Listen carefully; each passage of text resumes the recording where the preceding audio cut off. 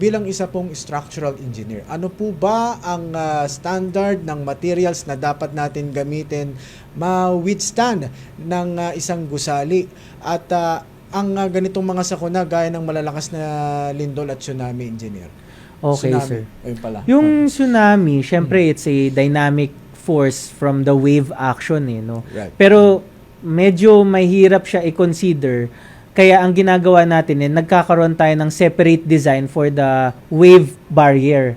Okay. So nagkakaroon tayo ng mga slope protection work. Mhm. Anyway, for the building itself, regarding dun sa concern mo, sir, na ano ba yung mga materials na pwede natin gamitin, marami na tayong mga new technology. Una, pag sa earthquake kasi, yung force ng earthquake ay depende sa bigat ng structure.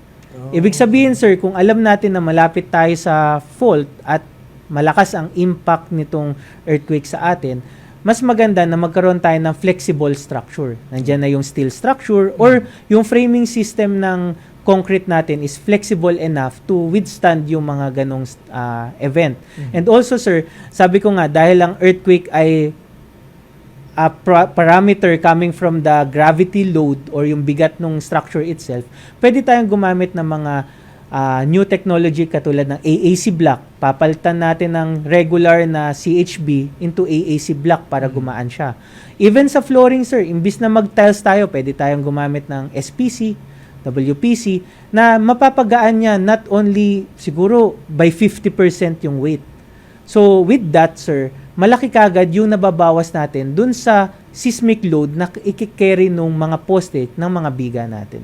Ito naman po, engineer, marami naman po sa ating mga kababayan yung nagdi-DIY. Alam niyo naman po yung sa mga community na kabahayan, na sa pagpapatayo ng kanilang mga bahay para makatipid. Siyempre, may mga talent rin po ang mga, di ba? Ano po ba ang panganib nito, engineer, na maaaring idulot nito, lalo na kung dumating yung mga ganitong klase ng sakuna?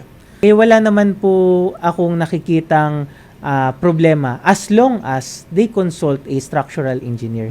Kasi alam naman po natin, kahit po kami, kaming mga structural engineer, pag hindi na po namin line of expertise, nagkukonsulta din po kami. Halimbawa, sa mga architect natin, sa mga electrical engineer natin, sa mga mechanical engineer natin, lagi pong merong collaboration. Ngayon, kung si client naman, DIY lang, I think sa daming way of researching and sa dami ng way na nandyan na po yung ating mga content creators na magagaling pagdating sa construction, madali lang po silang lapitan, madali lang po silang ikonsulta. Or minsan po, ano po ba naman yung bago buhusan ng second floor, bago buhusan ng third floor, mapa-inspect muna natin siya sa structural engineer.